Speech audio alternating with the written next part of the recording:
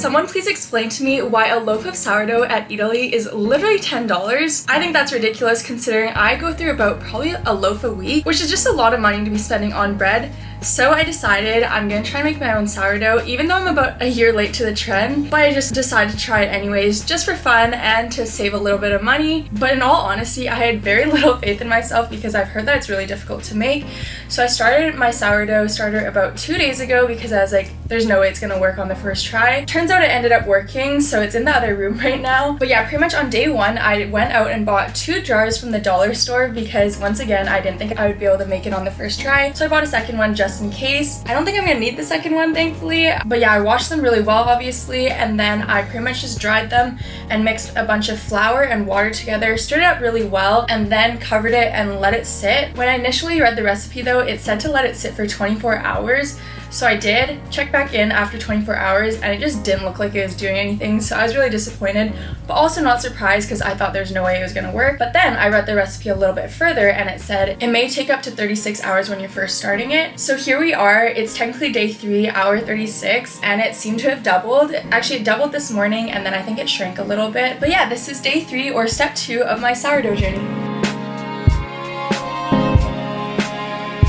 Okay, so here's the starter. I started 3 days ago now, I think, as you can see, but it doubled all the way up to around here and then it shrank a little bit, probably because I waited too long. I don't really know. I'm just gonna try it anyways and see how it works. But I'm supposed to empty out half of it and then mix in half a cup or 120 grams of flour, as well as 120 grams or half a cup of water into the remaining mixture. Mix it all up and then let that sit. So I guess we'll see how it works.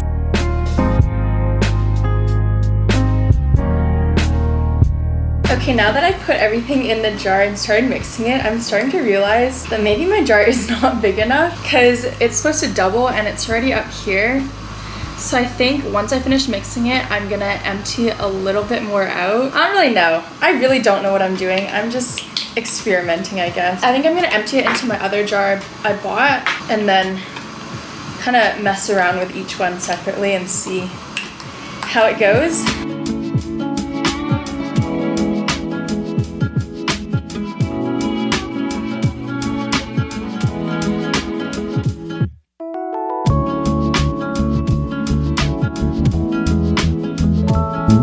Currently day 4 of trying to make sourdough starter. I'm gonna go quickly grab it.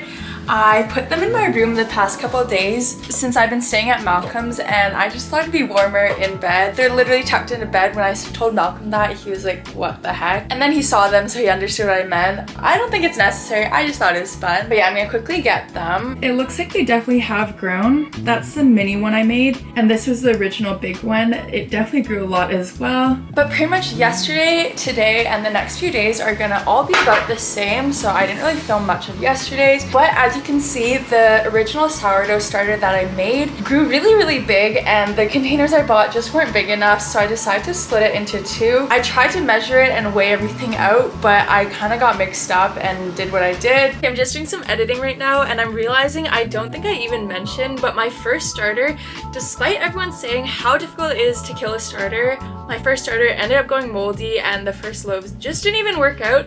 So if you want to see a more successful attempt, I'll tell you right now what time to skip to because the first little bit it's all for fun because it didn't even turn out. Anyways, but yeah, I'm gonna open these and then do the same thing today and then same thing tomorrow, and then the following day will be day 6 and that's when hopefully I will be ready to make some sourdough.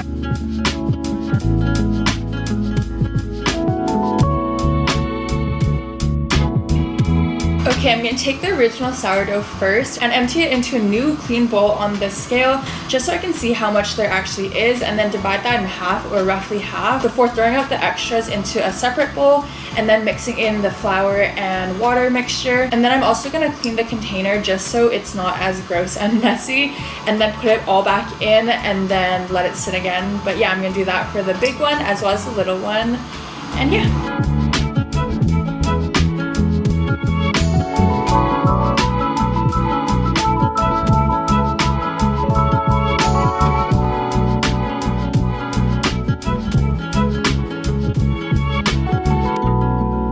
Love apple juice. glad you do. Today is finally day 6 or 7. I kind of lost track, but I fed the sourdough last night, and as you can see, I switched the big one into a Ziploc container because the past couple of days I've been feeding it. It's not that I've been feeding it too much, I think the containers were just too small, so it kept overflowing, making a mess, and I was just getting tired of that. So I decided to put it in a container, but it says to do the float test, so I'm going to try and do the float test, and fingers crossed that works, because if not, then I will be unable to make sourdough today. But it pretty much just says you take like a really small spoon of it into a container of water, and then hope that it floats. Yay, it floats. Okay, so I guess that means the sourdough is ready to be made, thankfully, because we're gonna try and have sourdough for dinner tonight. We're gonna make sandwiches. Anyway, I also got this bowl off of Indigo. It's a really big ceramic bowl, so I think it's a little too heavy for my very tiny scale, so I grabbed a separate bowl to weigh everything out. But it's at 520 grams of flour. I don't have bread flour, so I think I'm just gonna use regular flour and cross my fingers. But I'm gonna quickly grab some flour and weigh out 520 grams and then add salt. I'm not gonna add any seeds. Yeah, so I'm just gonna combine this flour and salt in here first and then transfer it into the big bowl.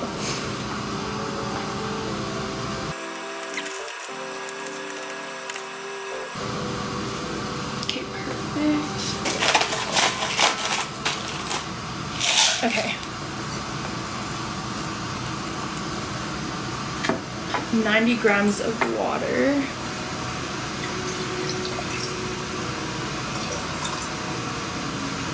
$90 grams is just not a lot of water.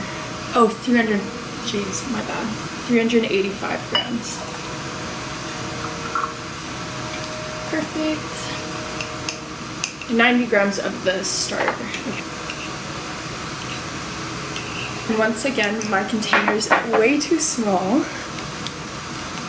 I'm just going to transfer it into the bowl and do it that way because this is way too difficult.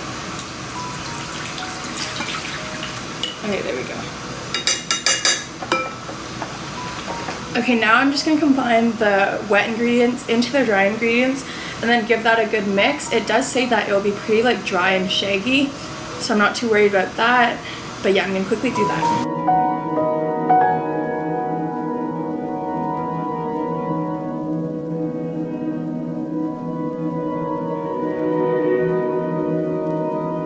Okay, just finished mixing it and it really wasn't that difficult, but now I have a damp kitchen towel and I'm going to cover it for I think 15 minutes and then hopefully it does something, and then I need to stretch and fold it. There's like a saying for sourdough makers, it's like stretch and fold. I don't know, we're going to try it and see how it goes, but yeah, I'm just going to leave this here for 15 minutes.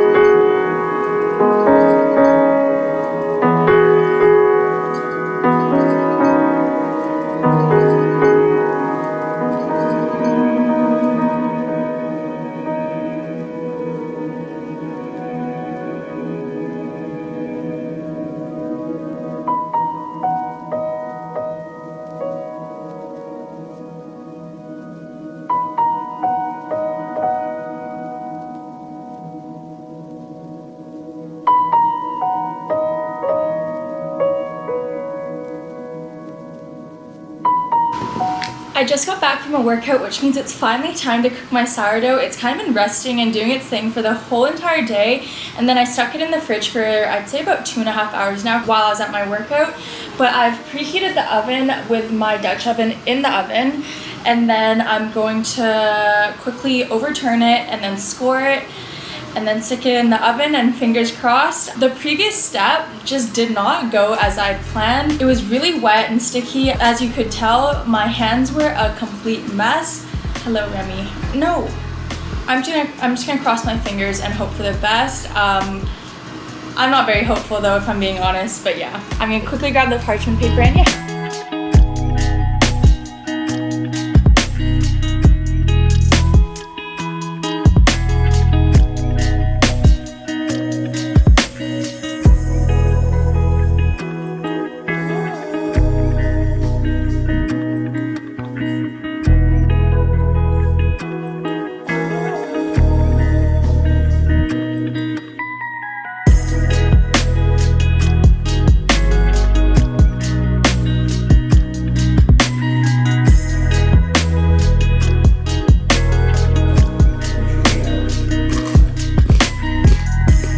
honestly don't even remember what day it is of trying to make sourdough, but as you could tell, the sourdough that I made 2 nights ago with the original batch just did not work out at all. I ended up eating the crust, which was really good, but the inside was just a mess. So last night after I came back from my workout, I decided to try and make another batch. Did everything right supposedly, but it was really runny when I was initially mixing it. So I added a bit more flour, mixed that all up until it was a little bit drier. Still crazy sticky, but whatever.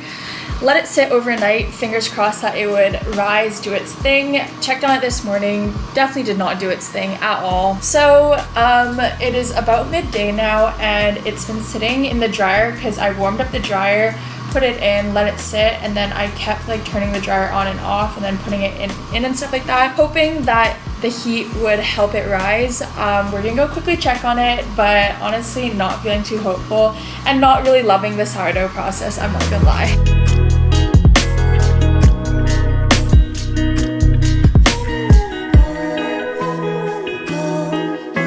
Okay, just turn the dryer on once again, and then after I do some stretches and folds or whatever they're called, I'm gonna put it back in.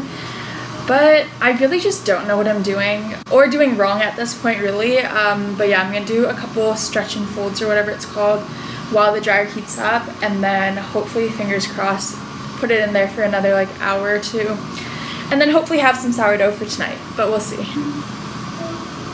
Hello, Mama. Hello. Hi. Good morning. Good morning. I have some questions.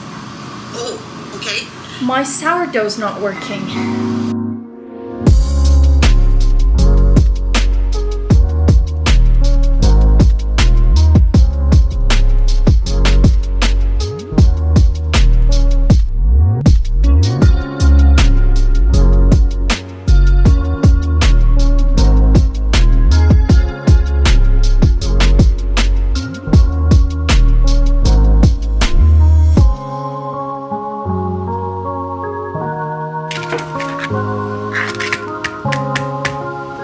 Past couple weeks of very unsuccessful sourdough attempts, I decided I just need a little bit of a break, and then did some shopping, picked up some new ingredients and stuff like that. So we're gonna give it a second go. I mixed this, I think 2 days ago now. It really stinks, I'm not gonna lie. But I mixed it a couple days ago, let it sit, so it's been about a day and a half now. And it actually grew. It sunk a little bit again, but I think that's okay. But yeah, I'm just gonna feed it. But also a couple things I've changed recently is I'm using whole wheat flour. So I bought like just a small pack of whole wheat flour. I also used, it's called Vital Wheat Gluten. It looks like this, but it's supposed to add like extra protein to the, it's so stinky, but it's supposed to add like extra protein, which I was talking to a friend and she thinks that was part of the issue was, oh my gosh. Yeah, she thinks my gluten strands weren't strong enough and therefore just deflated when I went to like let it rise and stuff like that. I'm doing it like this because it's just too much of a hassle having to take it all out and measure it and stuff like that. Oh, hi Remy. I can't remember if I fed it like a 1-1-1 ratio or a 1 or like a 2-1-1 ratio. So I'm gonna go quickly look at the recipe and then, see what I'm supposed to do. One sec. Okay, I looked at the recipe and it is a 1-1-1 ratio. But yeah, I'm probably just gonna do the same thing for the next few days until the feedings are done. And hopefully I can make a successful batch of sourdough. So now I'm gonna add my 40 grams of water and then 40 grams of my flour mixture as well. And then give it a good stir. 40 on the dot. Perfect. This is the Vital Wheat Gluten, which is pretty much just like flour protein. This is the whole wheat flour I bought just from Bulk Barn. And then some whole wheat flour, some regular white flour. That's 30 grams. That's not gonna do much. I also read that whole wheat flour absorbs more water, which makes sense. So I might add more water depending on how it looks after I mix it. But this is the difficult part because I'm right hand dominant and obviously I can't really use it right now. And last time I had my boyfriend mix it for me, but he's not here right now. Ugh. So I'm gonna try and give it a mix by myself. Okay, this is what it looks like with the initial measurements. I think it is looking a little dry. I'm just gonna mess around with it a little bit, which probably isn't the best idea because my last one didn't really work out, but we're gonna give it a go anyways. days. Okay, just finished mixing it and it looks like it's right around the line, which is perfect. That's kind of what I wanted. I'm gonna quickly cover it and then let it sit for the next few days and then just keep feeding it, and hopefully within the week it will be ready for sourdough. But I'm thinking I might feed it for an extra couple days after that, just so it's a little stronger, I guess. I don't really know. But yeah, I'm gonna quickly do that, and yeah.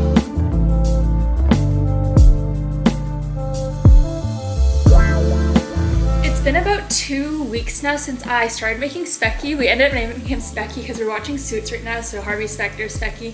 Anyway, so he looks like this. I fed him last night, and it's been about, I'd say, 12 to 15 hours since I fed him. So he's looking a little bit hungry, so it's time to make a new sourdough, or try and make a new sourdough. I'm at Malcolm's place though because we're thinking that it's a problem with the oven that's not letting him rise. My oven probably just doesn't get hot enough. So we're gonna try with his oven. So we ended up having to bring over everything to make sourdough back to his place. But yeah, we're just gonna give it a try. Fingers crossed that works.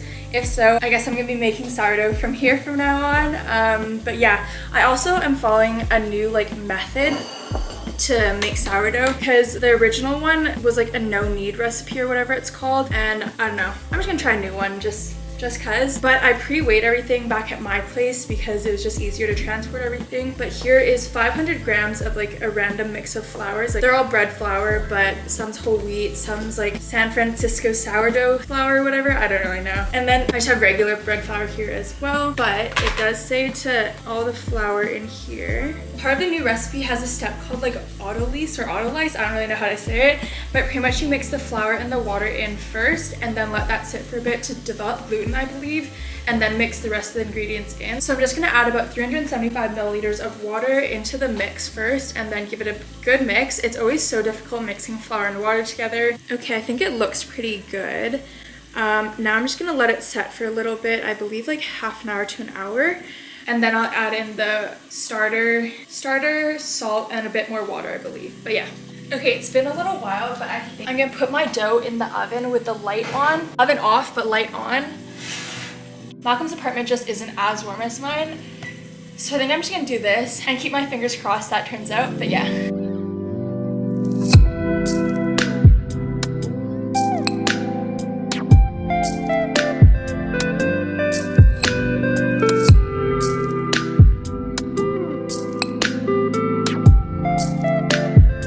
Okay, I just measured out 100 grams of the starter and then 50 grams of water and 10 grams of salt in here. So now I'm gonna try this new method that I saw where you pinch the starter and the water salt mixture in. So yeah, we're gonna try and do that.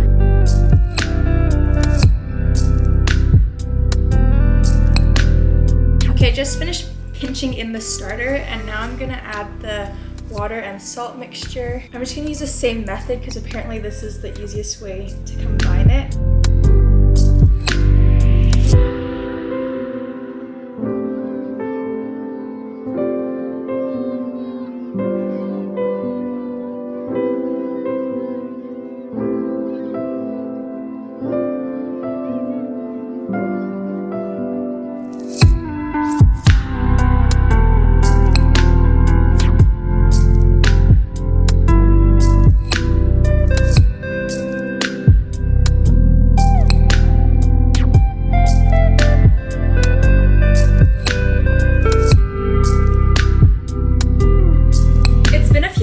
And I did a bunch of, they're called stretch and folds, I think, but I did, I think 3 now. I'm gonna do my 4th one. I waited an hour in between each one, but pretty much you scoop your hands around the sides, pick it up, and then make it fold on itself a bunch of times. It's supposed to build the gluten strands, I believe, but I'm gonna do one more, let it sit for an hour before I start the shaping.